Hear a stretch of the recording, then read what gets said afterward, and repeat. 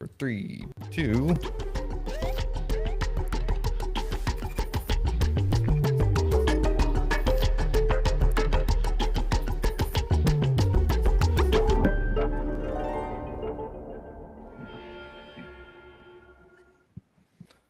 Hello, hello, and welcome back to Retrieving Sanity with your podcast host Keegan, and this is your podcast for all mental health, addiction, recovery issues, and topics. And I've got some questions for you, but really just one real quick.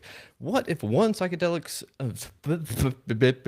what if one psychedelic experience could change your life and redirect it for good? Well, that's exactly what happened to John Borden. He too was once trapped in substance abuse, but also caught in gambling and escapism in general, and found himself through psilocybin and wrote a book about it, and now actually races ultramarathons and coaches others to reimagine their own potential. So, John, how are you doing today, sir? Doing awesome, Keegan. Like I said when we first introduced ourselves, a little bit tired today. I am training for a 100-mile ultra marathon today, so Woo. woke up at 4:30 this morning to hit the road before my first client of the day came by, and so it's been a long day. But when you're chasing your passions and you're doing stuff that really matters to you, sleep is a secondary thought. Yeah, I know that feel all too well. Sometimes I've gone by that phrase that sleep is for the weak, and I've come to find out that that's not necessarily the best thing for me either, though. Most definitely. Yeah. My wife struggles with it big time. I'm always talking to her about the importance of getting it in. And, ever Mhm. since I started this training, I get a little bit of the taste of what living like her is like, getting 4 or 5 hours of sleep a night. But, it's all good when you're doing something you love. Yeah, yeah, that is for sure. Whenever you are passionate about something, it means that you're willing to suffer a little bit for it, right? Yeah, that's exactly it, man. The Buddha said life is suffering, and it's so true. It's just a matter of finding what things are worth suffering for. If you're suffering Mm. because you're at a job you hate, that's a different form of suffering than suffering because you want to go out and do something incredible. Yeah, that's a sorry. That's a really good way to put that. And it's always a good reminder that sometimes suffering is just inevitable, right? Hmm. Most definitely. It's just a matter of choosing your suffering. Mm. Okay. So why don't you tell us a little bit about John? Where are you from? What's your background like? And how did you start running ultra marathons? Because I know I've spoke to people that have run like marathons, but not an ultra marathon. I'm Hmm. that's beyond me. My pay grade. Yeah, well, John, I'm 32. I live in sunny, beautiful St. Petersburg, Florida. It's a little slice of heaven, right next to Tampa, that people are a lot more familiar with. Mm. Right near the beach, right near downtown. There's so much to do. It's such an incredible place. But I grew up in New Jersey.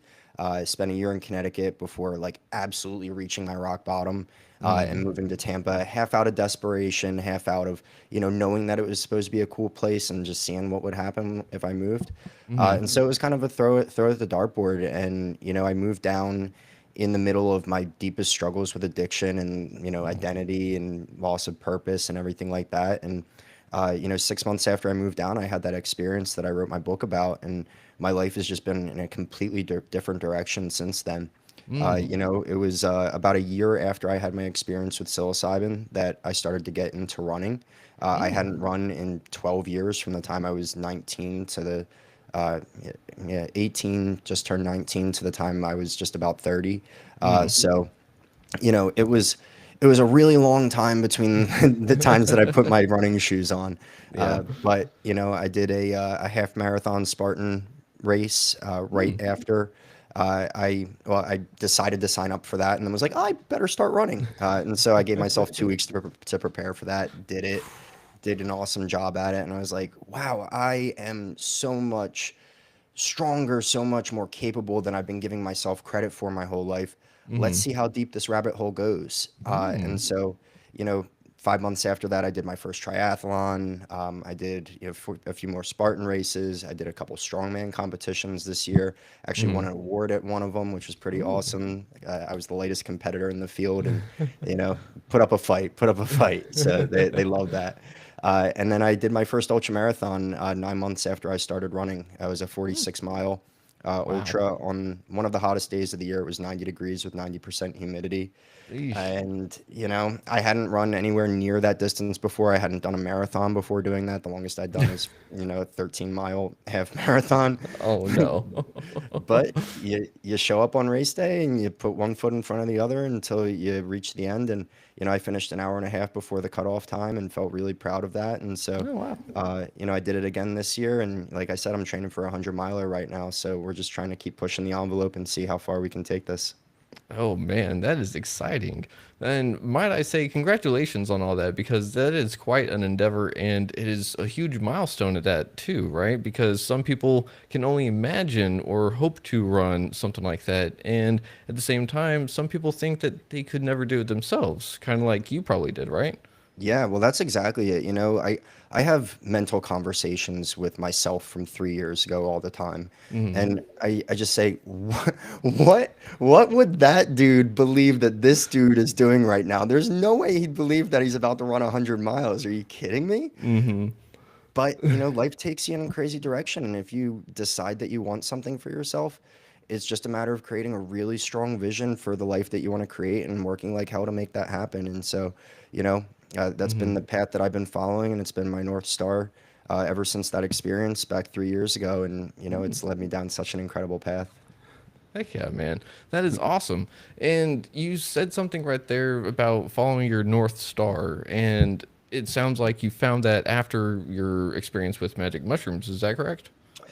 Yeah, big time, big time. Prior to that experience, I was just wasting my life. I was Mm-hmm. doing the things that a lot of, kids in their 20s do, drinking, doing cocaine, chasing girls, and that was the only thing that I cared about. Yeah. And, if you ask me, what do you want to do with your life? I just want to have fun. I want to help other people have fun. I want to have a great time myself. I want to go out on a party. I want to see shows. I want to yada, yada, yada. Uh-huh. I have this experience with mushrooms, and it's like, dude, you have a life to live. Come on, like potential, harness it, go towards things that actually matter. And I had about a month experience that I wrote the book centering Mm-hmm. around, and there were Hmm. 6 experiences with magic mushrooms in that time. Ramped up from a half gram to a gram to 2 grams, and then Mm-hmm. did like 1.5, 3 straight days at EDC Ooh. music festival. Yeah, nice. Uh, but it's not the drugs, right? It's not the Mm-hmm. mushrooms. It's not the Yeah. substance. It's what you learn about yourself through that process, Mm-hmm. and through all of those processes, I just uncovered so much trauma, so much stuff I had locked away for years and years and years that Mm-hmm. were severely clouding my judgment, limiting my potential, and not allowing me to see what was right in front of me and the truth to how beautiful life is if you let it be beautiful and stop looking for the bad in everything. Um, Ooh. and on my last day at EDC, I had a connection with, God, the universe, the creator, whatever name you want to give. And Mm-hmm. I was told, hey, you're good, right? You're strong, you're capable, you're, a friendly person, you make great connections. You have the world at your fingertips. Now go do something that impacts other people. Go make other people's lives Ooh. better. And so I Ooh. received that message, and it's like, how? I'm, at the time I was selling websites to real estate agents, I don't have really anything going on in my life that's like Mm-hmm. positive or structured. Yeah. Um, and, the first answer was, okay, well, I'm a, slightly talented writer, or at least I thought that I was. Mm-hmm. I had a paper in college that one of my professors turned into a scholarly article. Ooh. Um, yeah. Well, he was going to turn it into a scholarly article until I let one of my friends cheat off me on a take-home test, and he failed both of us and stripped that away. So, thank you. Sorry. Yeah, slight stipulation. Yeah, so that I'd gotten A's on papers in college Uh-huh. regularly and stuff like that. So I felt confident in my writing, and Yeah, I yeah. felt that I had a story that was worth telling, and a way of connecting with people. And so uh, it became something where I just gave up so many nights out, days hanging with friends, days instead of, watching football or whatever, that I just sit in front of the computer and write and write Mm. and write and write. And that Mm. lasted for a year and a half, from when I started writing the book to the time I got it published. And, within that time, a lot of soul searching happened, and a lot of things that ended up being included in the book happened. Hmm. And so, as the reader is going through the story, they're kind of living this experience with me. They're going through all of the mental unravelings I went through Hmm. and how I went from wasting my life to using my life constructively, Hmm. and can see the process unfolding. And like, that this isn't just, oh my God, you have a realization and your life's better forever. There's an Yeah. intense amount of work and reflection and everything like that that needs to go into the process. And, Hmm. I found my love for fitness on a much deeper level a year after that experience when I did that first Spartan race. And so, it's been something just really powerful that I, had that calling to help people, and Hmm. I'm trying to figure out how to do that, and I think I'm starting to make some waves. Oh man, that is really freaking awesome. And I gotta say that I think that you're making some waves because not only are you sitting here doing podcasting about it, you are sitting there, you wrote it out. And in doing so, you were able to take that deep look into the abyss, if you will, and take a look into that mirror and ultimately change your life and change your perspective, which in turn is going to impact every single person you run into afterwards, right? Yeah, you said it, man. Just the level of connections that I have with the people in my life right now, versus the way they were before, it's insane. I met my wife on September 7th of last year, Hmm. and she's my wife now. So Ah, we've built an yeah. incredible life together in a very short time frame. I have an incredible group of people here in St. Pete that are very supportive of me and me of them, and we've created an incredible community here. And one thing that immediately came to mind when you started talking was my relationship with my nephew. Hmm. And my nephew is 12 years younger than me, Hmm. which is the same age difference that my brother and I had Oh, have. yeah. And my brother was an addict, more vicious addictions than I dealt with.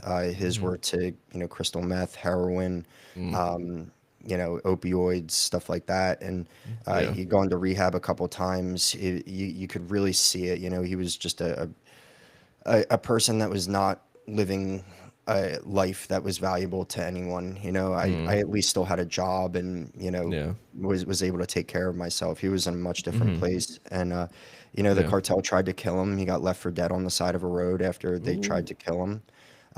Yeah, and spent 2 months, rehabbing himself, and then got Mm. addicted to painkillers, heroin.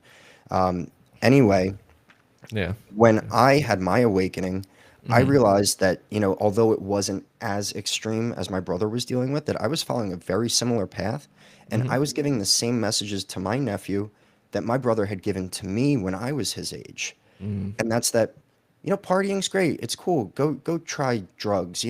Fuck it. Everyone's doing coke. Like that's something I actually said to my 18-year-old nephew. Like Oof. everyone's doing coke. You should just try it. What the hell? No. Yeah. Yeah. And, when I had my awakening, immediately it was like, oh my God, I'm wrecking this kid. Mm. And so, I would call him and talk to him, and it's a different message than I've given him my whole life. Hmm. Stay away from this stuff. The faster that you can get away from alcohol and everything else that's associated with it, the better your life's going to be. Find purpose. Like, look Hmm. for one woman, don't try to chase and look for, validation from all these different chicks. Like, that's not what it is. Hmm. And it took a while for it to click for him. Yeah. But after I did my second Spartan race, which was in February of 2024, I was driving home from that. I stopped for lunch and I got a text from him that just said, "Hey, Johnny, that Spartan race is badass. I'm so proud of you seeing where you were a year ago to now." Hmm. And, in that moment, I like recognized that his habits had started to change as mine had started to change. And just 2 weeks ago, he visited me in St. Pete, Mm. and he did a 5K with me. And Ah. yeah, he did really proud by himself. He finished 2 minutes faster than he was hoping he would. And, it was the first time that he's gone out and done something like that. So I'm just like so proud of him for that, for coming down for a week with his girlfriend he's been dating for a year, and neither of them Ooh. having a single drink the whole time they're down here. And Ooh. it's just incredible seeing how my transformation Hmm. helps to make sure that the same thing doesn't happen to, what is literally the most important person in my life. Yeah. Yeah. Yeah. Oh man. First of all, my condolences to your elder brother. That really is painful to watch, especially whenever you tried everything you can do and then can only watch from the sidelines, unfortunately. Yeah, man. But And well, honestly, he's an inspiration now because he mm, came back from that. He's a business owner. He's sober. ah, He's taking care of his family, and he's a quality person. And it's a really, really beautiful thing to be able to say that your brother, who I, didn't think highly of for my whole life until I had my experience with mushrooms, and I saw, wait, Ryan had changed. Ryan had changed. Ryan's not this terrible person you think he is anymore. hmm. And that opened my eyes to see that he's actually a good person. And it's beautiful to see the inspiration that he's become. And yeah, it's a beautiful thing, man. Oh man, that is way too cool. Way Hmm. too cool. It sounds like you and him are generational curse breakers in a sense, right? I'm sure that this probably y'all didn't necessarily just get like 18 years old and we're like, oh yeah, I think I'll go ahead and mess around with booze all the time now, right? It was probably something that y'all were exposed to, or maybe something that maybe runs in the family, like myself, you Yeah. know? Both of our dads, me and my brother have different dads. Both of our Mm. dads were heavy drinkers. Oof.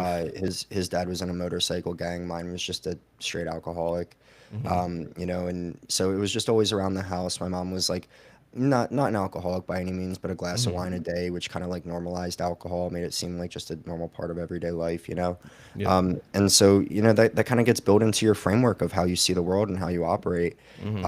I remember him giving me a Mike's Hard Lemonade when I was probably like 8 years old, trying a sip, not drinking Uh-huh. the whole thing, but trying it, and being curious about alcohol Hmm. from the time that I knew what it was really. Yeah.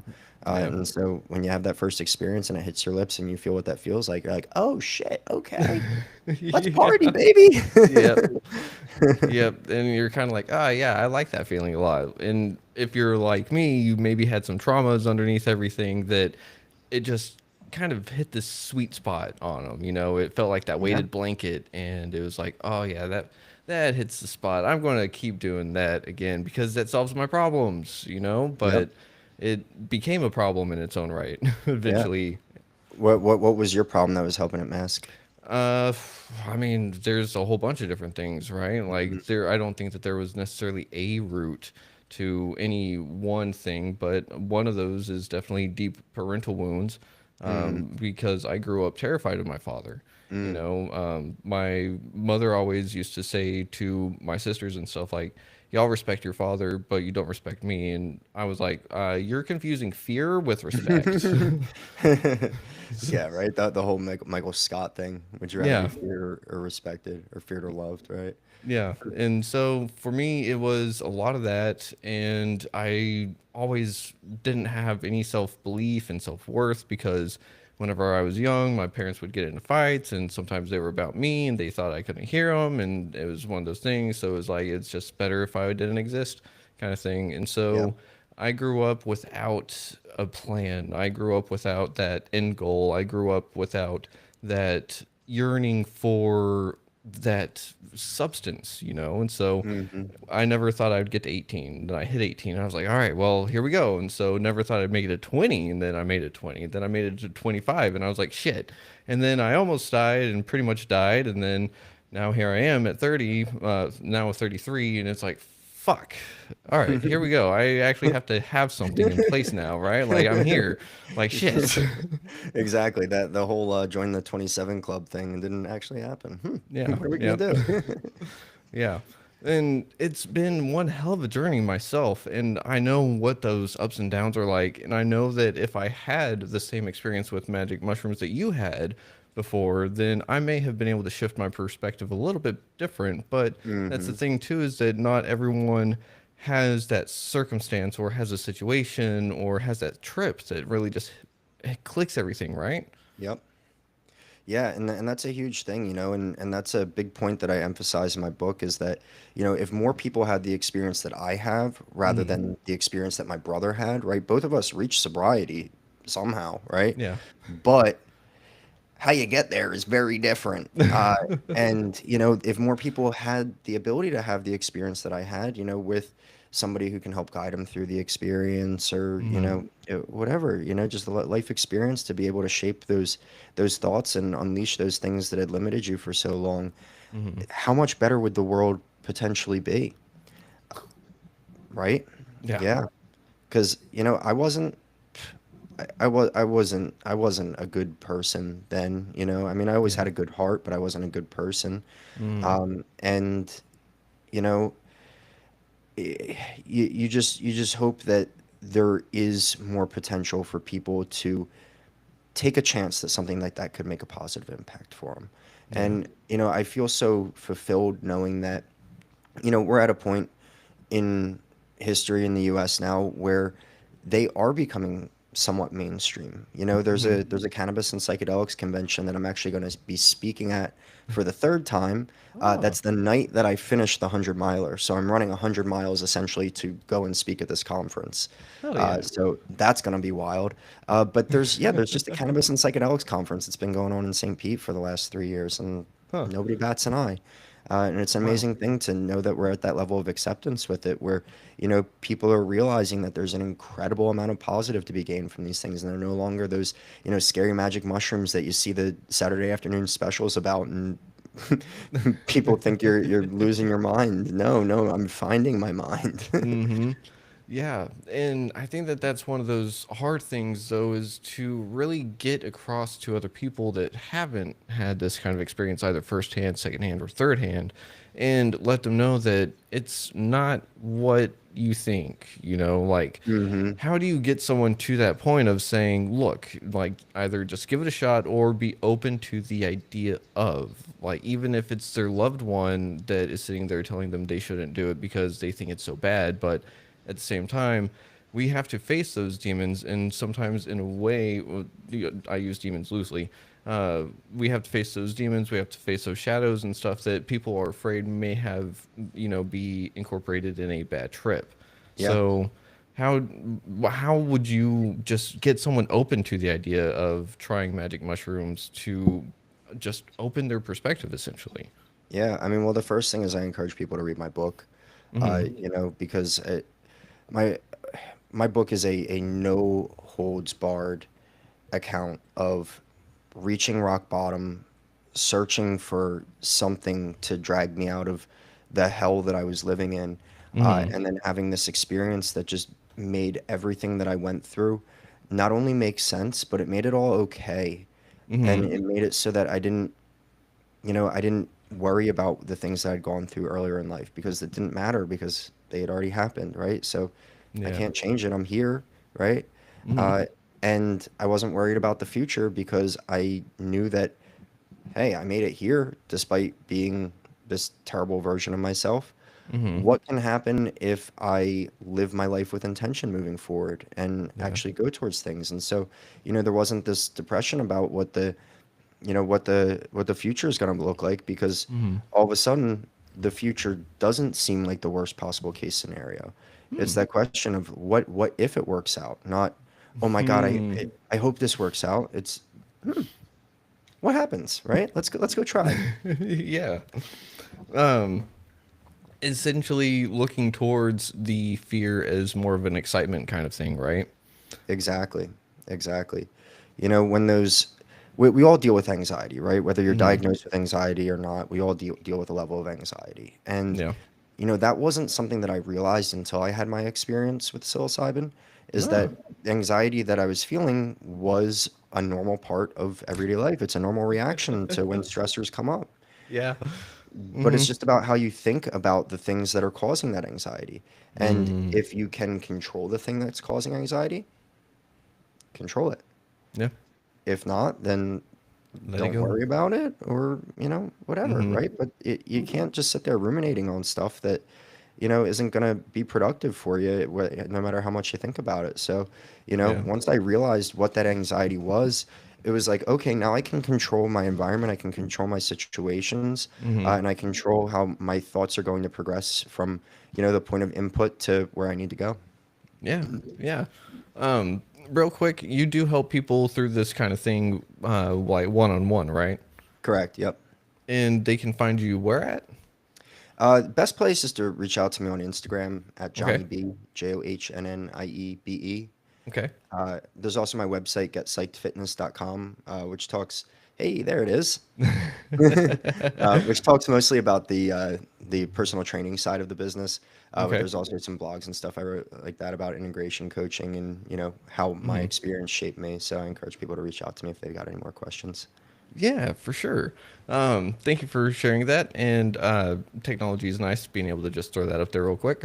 But that is one of the things is that whenever we're looking at our experiences, it's easy for us to kind of tell ourselves, like, man, I wish I had done that sooner, you know? Hmm. But was there any telling you this kind of thing sooner, you know? Because I know for me, I was told basically everything that could have been said to me by those around me that loved me, like, hey, you need to stop. You're destroying yourself. You're destroying your life. You're destroying your future. You're destroying your potential. You're destroying your reputation. You're destroying everything.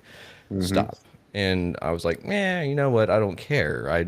There is no future. There's no this. They're like, fuck it. You know, Yeah. those are the two most dangerous words in my vocabulary is fuck it. If I say that, then it means that all like rules are out the window, nothing is spared, and it's just all hell breaks loose, you know. But I know that if even if I were to take myself 4 years sober and go back in the past in the middle of my shit or near the end, wherever, I could tell myself anything and everything, and it still wouldn't mean anything, right? Yep.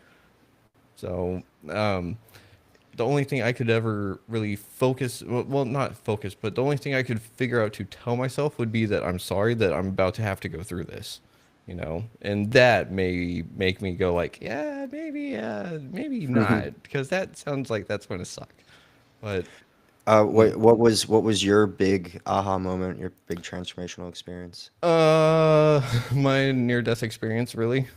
So whenever I went to get my detox from alcohol, Mm, I wound up having delirium tremens and mm. seizing, and I woke up in the hospital 4 days later. But I had an out-of-body experience, met my higher powers and stuff, and then wound up in a rehab 6.5 hours away from home for 9 months. Wow. So yeah, but while I was there, like waking up in the hospital after that was mind blowing because I was like, holy shit, what have I been doing with the last 10 years of my life? You know? Yeah. Well, I have a feeling that, there's a lot that science tells us about the way that psilocybin works in the brain, but Hmm. there's a lot that it doesn't tell us, and Yeah. it connects us with the spiritual world in a really incredible way. And Hmm. the experience that I had is probably somewhat similar to the one that you had when you were Hmm. in your coma or whatever it was, right? Is Yeah. that there's this experience that you can't really put into words adequately enough for people to really understand it, but Hmm. you know the type of impact that it had on you, and it's something that will forever stay with you. Yep. One of the questions that you had and kind of where you're leading is like, you know, in that time, I like you said exactly right. The me now could go back to that me and look me directly in the eye and say, "Hey, this is what you need to do," and you'd be like, "Fuck off, you loser." Yeah. My mom said to me a number of times, and here's the thing, right? Is that Hmm. my alcohol, my drinking was to mask a version of myself that I didn't like. Hmm. And I didn't like that I was the smart kid in class. I was the kid who always got the highest grades, right? Because I had a reputation as like nerdy, but I was also an athlete. I was a baseball player. I wanted to be an athlete. And so like Hmm. I got to high school and my first day of high school, I pretended I couldn't read. Whoa. Yeah. I got a scholarship to go to a prestigious high school in South Jersey, and I Mm. pretended I couldn't read on the first day of school. And Wow. like, what the fuck is going on up here that Oh. like a kid pretends that he can't read in front of a whole other, you know, class of, somewhat gifted students? Hmm. So like there was a version of myself that I just hated so much that I didn't want it to Mm. show. And when I was drinking, a more sociable, a more, lighthearted version of myself came out, and not, the Mm. version that Yeah. had really always existed. And so, the drinking was to mask that Mm-hmm. insecurity and that like extreme lack of self-confidence that I just always had in my life. Mm-hmm. And my mom said to me a number of times, she would say something like this: John, whatever this is needs to go away. I know my little boy, and it is not whatever this is. So cut it out and give me my son back. And be like, Oof. Mom, get out of here. I'm living my life. I've got this covered. Nope, she Ouch. was right. She was very right. Oh man, that's that's painful. Um, and I think that that would have been one of the good ways that I could have been maybe told that, but at the same time, it just that would have hurt me in such a way that it was like, all right, I know how to fix this wound. I'm just going to go drink some more, you Yeah, know? exactly. Exactly. What do you mean? People love me. I go out to bars. I give Coke to everybody. Everybody Mhm. loves me. Like, Yeah. Like I'm not causing any problems and I mean everything's fine, bank account's all right. I'm like everything's fine. yeah, I You might be know, drunk driving multiple times a week, but I haven't killed anyone yet. yeah. Oh man, and that's always the scary thing, right? Is being able to sit there and say that and be like, yeah, I'm just really lucky that after like 10 years there wasn't anything that anyone got hurt for, like holy Yeah, shit. Oh, yeah, but exactly, man. That's such like when I went through that experience that I had, it just hit me like a brick. Like, holy shit.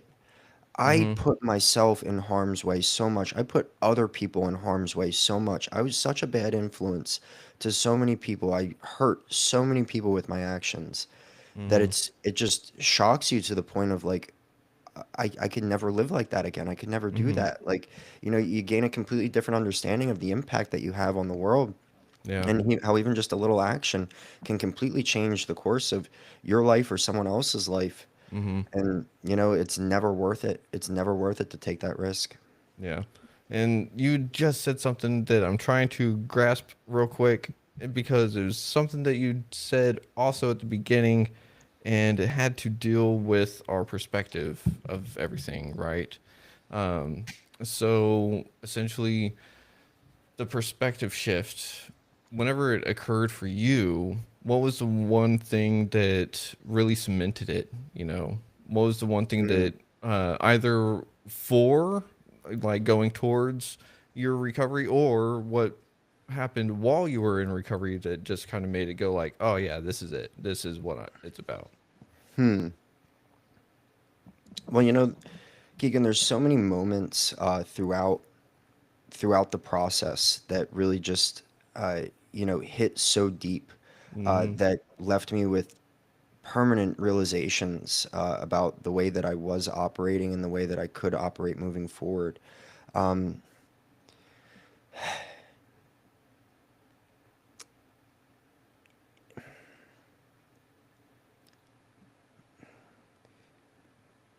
Ooh, I got another one. Um, so whenever you were sitting there talking about how, uh, well, hang on, what was it? I had it in my head, and then I started talking, and then it went away. Um, well, oh, momentarily. okay. Go ahead. Go ahead.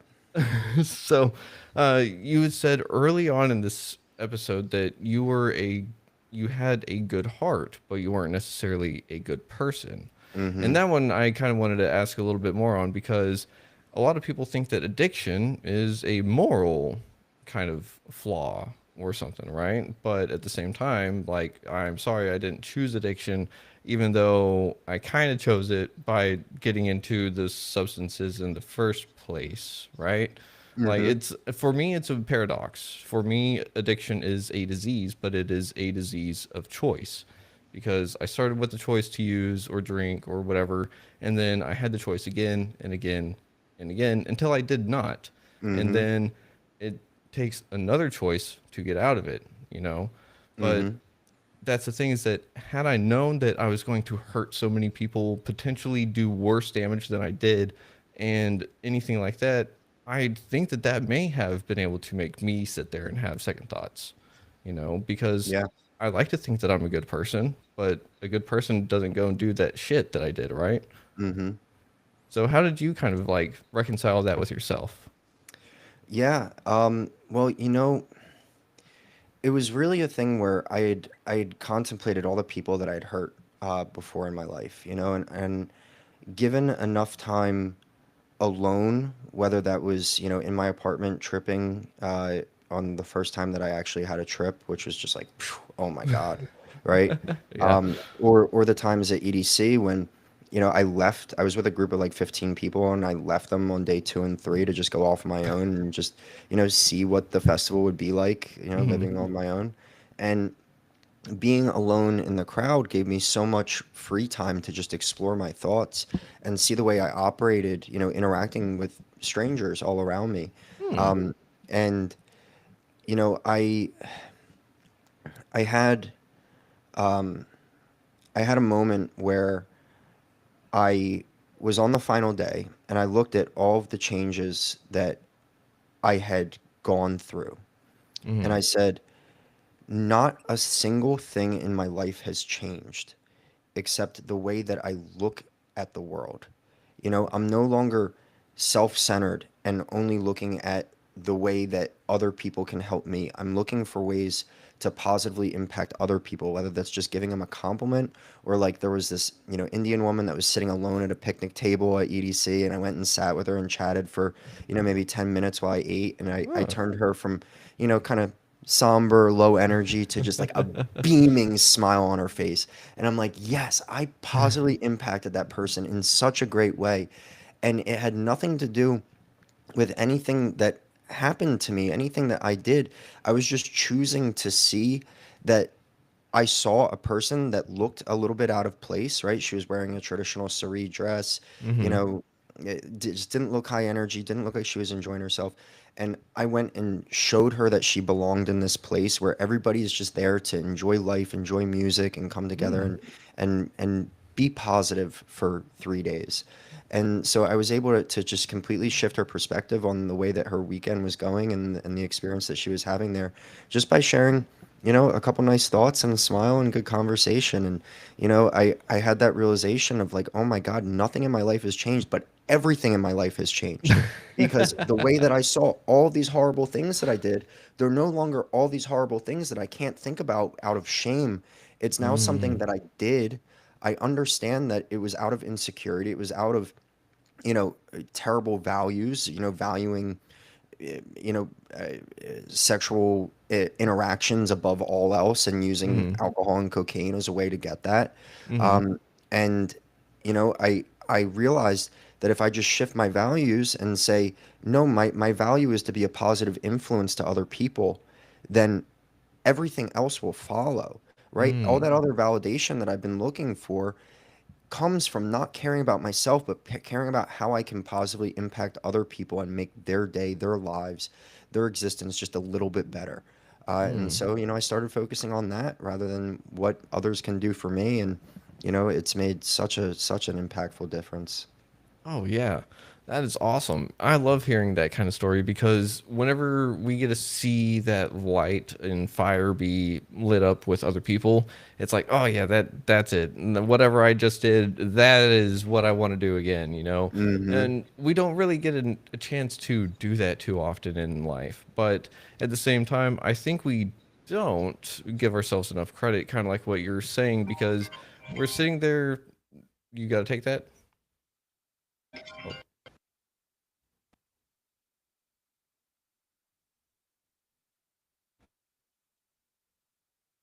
he froze.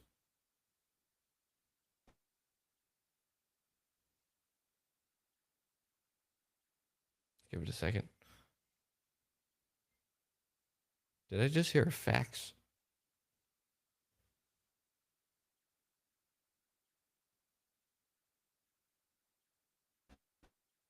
Oh no. John, are you? Oh no. No. Uh, Riverside. Why do you do this to me? This was a fun episode. This was a fun interview, and you go and you interrupt. Not, not you necessarily, Riverside. Not even the person that called him. I don't know what happened. Damn it.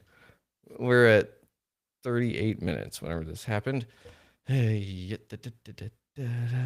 oh boy. We're going to just chill in here and hope that he comes back in. So we're going to go ahead and mark this. Um, man, this is a really cool interview. I'm loving it. And I want to make sure that we get him back on a second time because we're going to need to, I'm sure. Um, because now I don't know what happened. Like, we were fine. He got a call and it went blue. And like he froze. I think I heard him moving around for a second, but his camera just froze. Oh, who? What? Oh, this is a hello. Hmm. Oh, interesting. Um. Hmm. John. Oh man.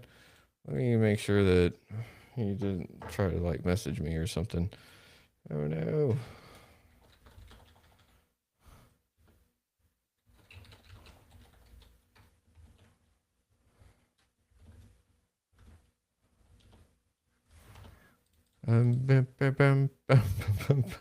What happened? Why? This was a really good interview, man. Like, man, oh man, oh man, oh man. Oh, there he is. Yay. There we go. Hey. Sorry about that. My wife called and I think it Oh, fucked everything up. no worries. No worries. I was like, if you need to take a call, whatever, it's all good. And then you froze, and I was like, oh no. Yeah, happy to be back. You're in the middle of asking me something. Yes, I don't remember what it was because I was like, crap, do we need to reschedule for the remainder of this? But um, let's see. Here, how about this? Real quick, because I know that recovery and digging into the roots of it and everything, and not only that, but figuring out all the different nuances, the different facets of living that we've come to either find, discover, because other people help lead us towards it, or just whatever it is. Recovery is an interesting road, and I would love to have you back on the show for around two, three, who knows how many more, if you'd be willing to hop on board. Yeah, most definitely, man. Sweet.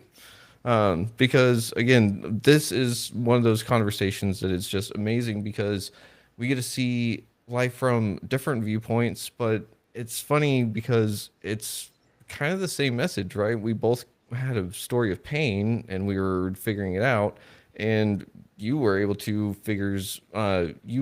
be led towards the light, if you will, through magic mushrooms, which like holy shit. So my question is really, did you sit there and like just go like, ah, this sounds like a fun weekend thing. I'm going to do this, or was it more like I'm tired of where I'm at. I want to do something to change it.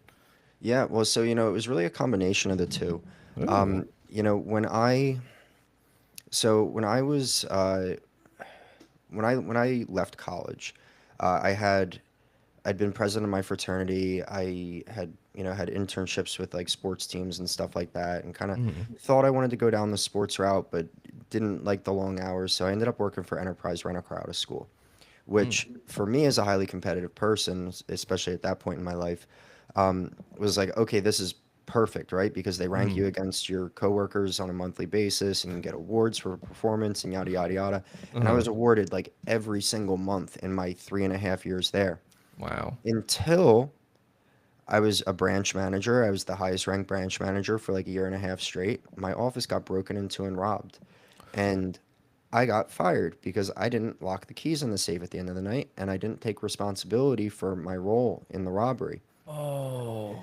Yeah. And so, when that happened, I'm like, okay, I no longer have this job that was my identity. It was 60 hours a week that I was putting towards the job. Oof. Uh, yeah, it was crazy. Yeah. Um, and so a huge loss of identity, a huge loss Mm, of time, and so pretty much everything became drinking and doing coke. Uh, And that lasted until I found a new job. I got a new job at the beginning of 2019, and that lasted up until COVID hit. And got work from home. I was like, this is a bad sign. 3 months in, I got laid off, and now it's like, okay, I have nothing to do except drink and do coke and try to find someone to sleep with off Tinder. And so that was my life, for months and months and months. And then I thought I was buying MDMA. The guy sold me ketamine instead. Uh, oof. yeah, and I wasn't familiar with ketamine. You I got heard K that it hold was out of a nowhere. yeah, yeah, Fuck. yeah. And I had ran out of Coke that night, and I was like, Oh well, fuck it. no. I have this. Let's try it. And so I went into a fucking hell of a K-hole. And Oh. I couldn't tell you what I saw in it, but I came out of it recognizing that I had a huge problem with addiction. Ooh. And the biggest problem was that I couldn't fall asleep. And so, a friend was like, "Oh yeah, I use weed to help me sleep when I needed to have a drink in my system to fall asleep," and that was that way for years. Yep. Um, and so I started smoking pot before bed, and so that helped me cut down on the drinking a little bit. But then once I moved to Connecticut for a job up there, and I didn't have any friends, it just turned into benders every fucking weekend, and usually during the week too. And I had a complete breakdown moment where I recognized that I wasn't on the right path in my life and that I needed a major change. And, in my mind, the job was the first thing. So I started looking for a job in Connecticut. It was close to, getting a sales job with a pretty prominent company, and felt good about my chances after the final interview. And I went out to eat dinner, and it was the first time I was able to actually sit down and eat dinner at a restaurant in like 3 months because I was just worked to the bone at this job that I was doing. And I sat next to this guy who says, we talk, and we had similar backgrounds. We both played baseball at a high level. We were both very successful in our careers. We were both presidents of our fraternities in college, and he tells me the truth that nobody else had told me. And he's like, everything that you're bitching to me about is your fault, right? Your girlfriend breaking up with you, you losing the job, you living up here in Connecticut and not being able to meet people. These are all things that you chose for yourself, but you're not taking responsibility, and nothing's going to change for you until you take responsibility. And, that shook me on a few different levels, but not in the way that you might think with that conversation. It was more so just like, fuck this guy. I'm going to show him. I'm going to like better myself. I'm going to get more girls than him, like, yada, Oh. yada, yada. Uh-huh. And so it became like a prove it thing. Shortly after that, I decided, Connecticut isn't the right place for me and I can control that. So let's find somewhere different to live. I moved down to Tampa, and I'd had this realization that I had an alcohol and cocaine problem, but now we're 2 years removed from that realization on the ketamine K-hole. Uh-huh. And there's no signs of stopping. I'm going through an ounce of coke every 2 months, basically. It's like an 8 ball a Oof. week. Spending I it was like an average of $500 a weekend that I was spending at bars and on Ubers and food and whatever. And it's Oh like man. how could I possibly live that kind of lifestyle? Mm-hmm. And I had bought the mushrooms in preparation for EDC.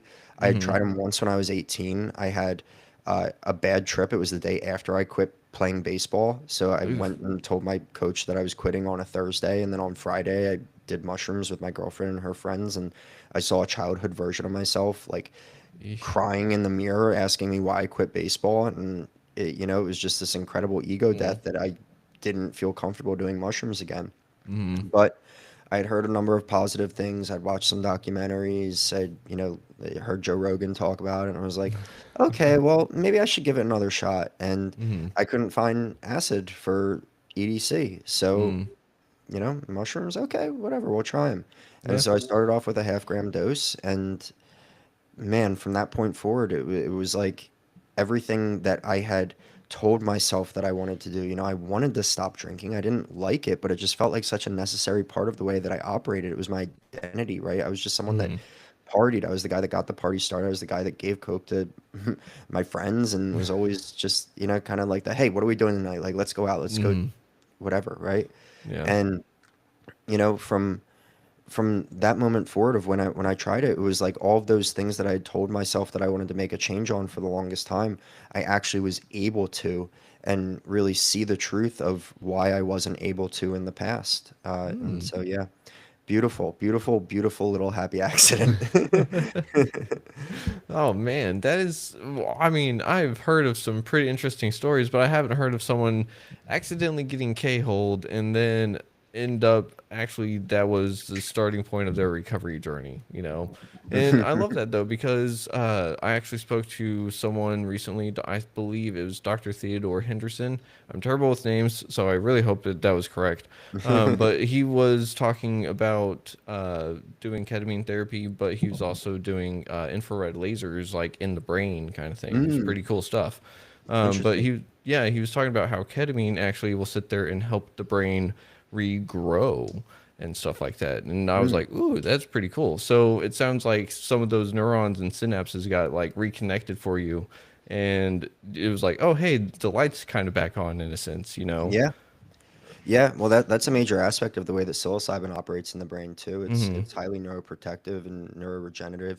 It helps new synapses form and connections in parts of the brain that have never talked to each other to be able to Hmm. connect and see things in a totally different light than you've ever seen them before. Yeah. And I think that I know for myself, I would personally love to do some magic mushrooms actually in like recovery because Mm-hmm. that's the thing is that whenever I did it in the past, I was sitting there looking at it as a form of escape from my problems. Like alcohol and anything else was like a step away from like I'm stepping out of myself, like I'm stepping away from the situation in Mm-hmm. sorts. But psychedelics were like, I'm taking a vacation from the problems, you know? And Yep. so, but that was the thing is that my mindset was, I'm taking a vacation from my problems. It wasn't, let me take a look on the inside to see where I need to change to make that change on the outside that I'm actually wanting. Because as I've come to find out, it's only after I change the inside that the outside will start to change too, you know? Mm-hmm. So, Yeah, and that's exactly it. Um, Nothing changes for ourselves until we change the way that we fundamentally look at the world.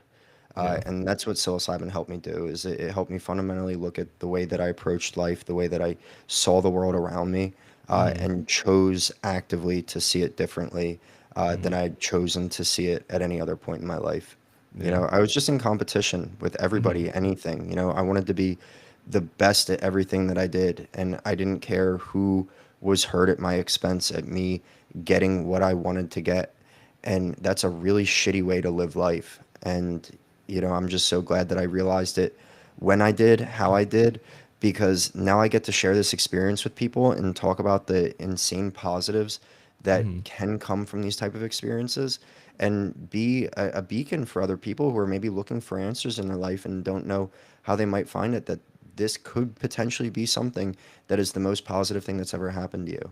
It was Hmm. for me. Oh yeah, that is for sure, and that was beautifully laid out. So thank you for that. And I've got to say that whenever, while I was in my shit, and I would have my experiences with either acid or shrooms, uh, the few days afterwards, up to I think it was about maybe a week, week and a half tops. That after ingesting those and having the experience, my body was like, "Hey, I don't want to touch alcohol. Like that stuff is Hmm. bad."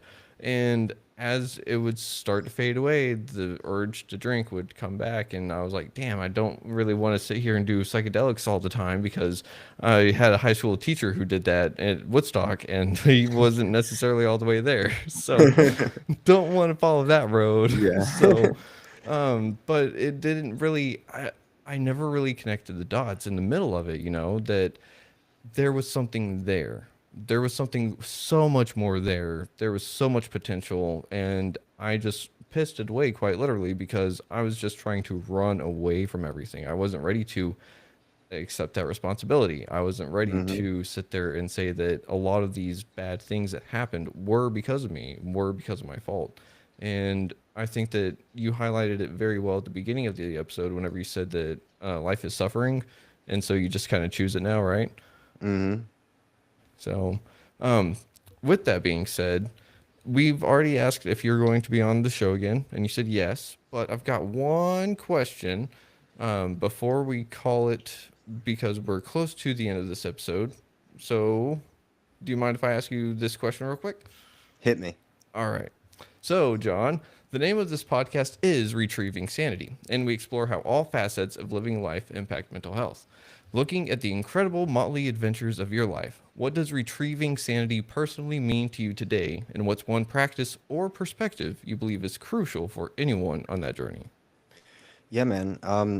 So I feel like insanity comes a lot from not understanding what matters to you and Mm-hmm. doing things that are out of alignment with how you really know that you should be living life. Like anxiety, I've found, since my experience with psilocybin, that it peaks at the times when I feel out of alignment with what I'm doing versus what I know I should be doing, right? And so sanity for me comes back to, what do I know that I want for myself? What do I know that I should be doing and going towards that? And so, just going back to the beginning of the conversation, right? I'm operating on 4 hours of sleep right now. And that's totally fine because I know what I want for myself. And it doesn't matter that, I'm here doing a podcast until 8:30 at night and I have to wake up at 4 in the morning to go out for a run, right? Because what I'm doing right now matters so much to me, to give my story to other people, to share this insane level of positivity and transformation and hope and inspiration for people who may be looking for a little fragment of that in their own life. And if I can do something as, as little as give myself a short night of sleep to go and work for those things that really matter to me, that is insane sanity right there. And I grasp it every single time that I make a hard decision to get up out of bed when I know that I want to just sit there and sleep for another hour. Oh man, that was very well put. And I mean, I think you just nailed it. I mean, that is a damn good reason to get out of bed in the morning. That is a damn good reason to say that life is different and that we can actually choose how we want our life to be, you know? Your mindset is your reality. Yeah. That's the title of So, the book. oh, yeah, that's right. I forgot to ask, where can people find your book again, and where can people find you? Yeah, so the book is on Amazon. It's on print, softcover, hardback, Kindle, and will soon be available on audiobook. I'm just waiting for the approval from Amazon Audio. So Oh, it'll okay. soon be available up there. That was a year plus in process of taking that from a written book to audiobook, and a lot of hard work and recording it through all the way through 4 or 5 times before I finally Mm. got it to the point where I feel proud of it. And so I'm just really really really proud of the work that I've put in, not only on writing the book but on bringing that audiobook to life. And I'm Oh, just so grateful that I'm going to be able to share it with people on a broader spectrum. oh, yeah, that's awesome. And you can also now put on your resume that you are a voice actor and for yourself. There we go, there we go. Well, another check on the box, baby. Yes, sir. Yeah. Um, and I'm Other than the book, though, Instagram Johnny B, Facebook John Borden. You can look for me. There's a picture of me in a black shirt with a weight belt on, looking all fierce and shit. Um, and My website getpsychedfitness.com. okay, TikTok Johnny B Fit. sweet. And there's that getpsychedfitness.com up on the screen for watchers real quick. And I'm excited to have you back on the show because I would love to speak even more about what was it your perspective is your reality? Your mindset is your reality. Your mindset is your reality. Yep. Yes. It was a text that I sent to my mother after that realization that nothing in my life had changed, but everything had changed. There you go. Yep. I think that's a definitely a good way to sum it all up and have everyone actually understand what you're talking about. Trying, man. Yeah. But with that, everyone out there, thank you for listening to Retrieving Sanity on WDJY 99.1 FM. And as always, if you need help with anything, if you've got a life crisis coming up, just call 988. There will be someone there to take that call for you.